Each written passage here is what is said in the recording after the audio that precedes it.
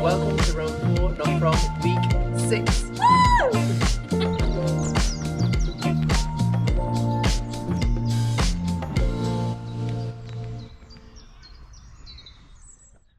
So it is week 6. We made it this far, and it's the first time that we've got a special guest in one, Helena Perry, who also happens to be my girlfriend. So she has to be the first one to come on the run with me. It's only right. It's only fair. It's only fair. And on this week, we're talking about the mind or the body. What's more important? Would you rather have a strong mind or a strong body? And everything that's sort of implicated with that. So stick along, and I hope you enjoy.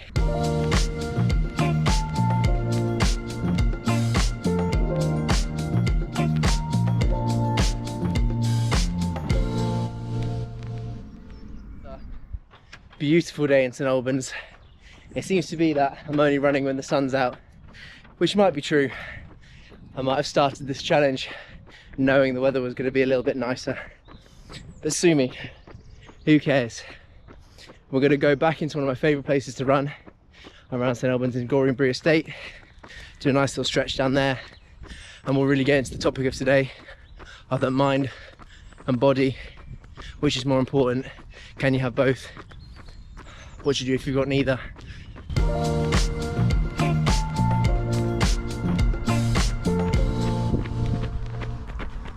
But we beat around the bush enough.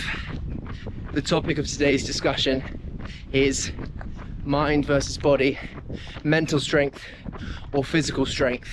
I want to propose a few sort of questions to you guys to think about as I'm sort of ranting, speaking or whatever, sort of like spewing my opinions on you. Bit of a controversialist, if you will. But is it possible to have a strong body without first having a strong mind, or vice versa? Does building a strong body also help to build a strong and resilient mind? Or is it just a tool that can be used to help, but there's other things that are included in that need to be used as well? I think, looking at my own personal journey, my body has been a sort of like cornerstone of my mental wellness, but then it's also been a counterpoint.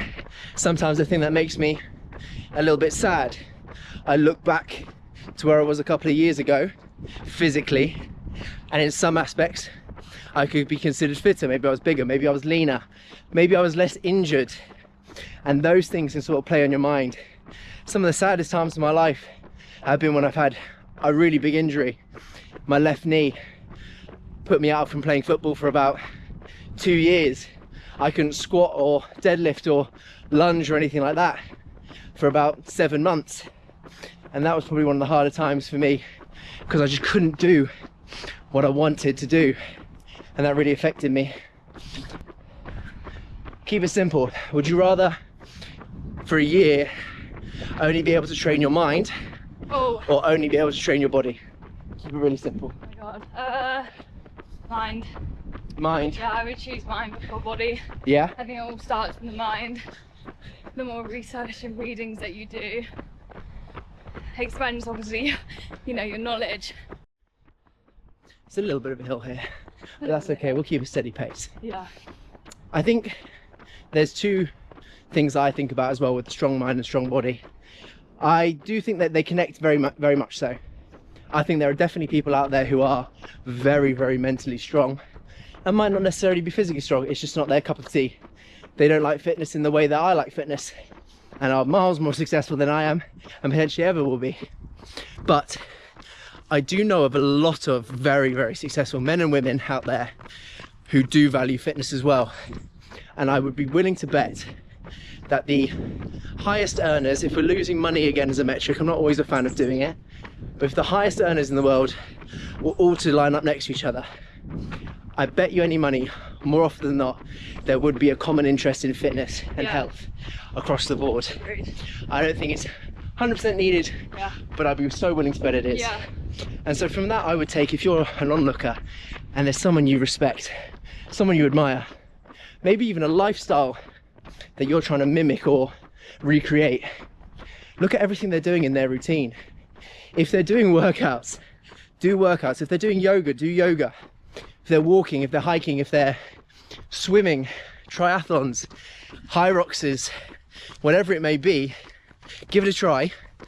Also, it'll do you a world of good, but it might just help you find a bit of enlightenment as to how they got there.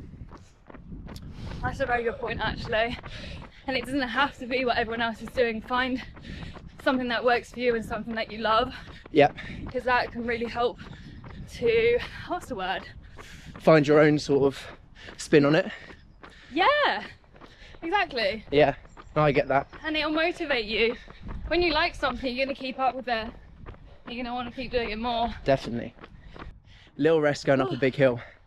But the final thing that I was going to say was that I think a lot of people who are maybe not so mentally stable, and I use that word as politely as possible, maybe they suffer from anxiety, depression, maybe even nothing as large as that, maybe they're just a bit shy, a bit reserved and stuff like that.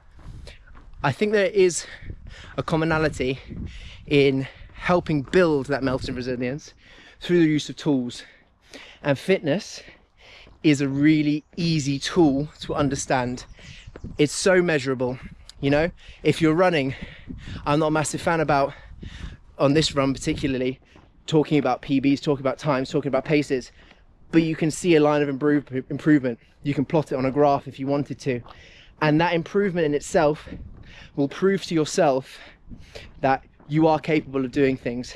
You're capable of moving mountains, but moving a mountain starts with a single stone. So you just got to keep going, keep whittling away at it, and eventually it will click. You know, I'm not saying fitness is the only way to build mental strength. It's just, for me and for a lot of people, the easiest one to understand. I think there's a lot of other ways: your routine, your work, your family, your relationships. They're a way of building strength.